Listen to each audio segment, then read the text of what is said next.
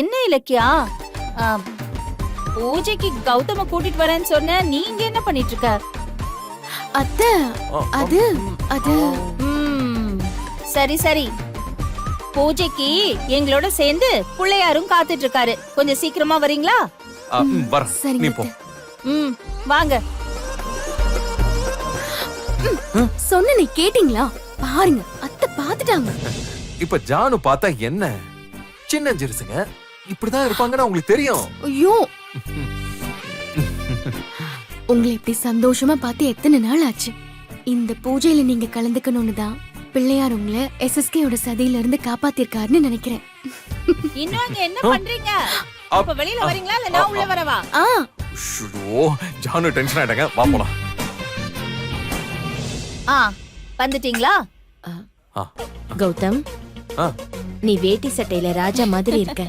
ஆமா ஆமா, என் கண்ணே பட்டுடும் போல இருக்கு.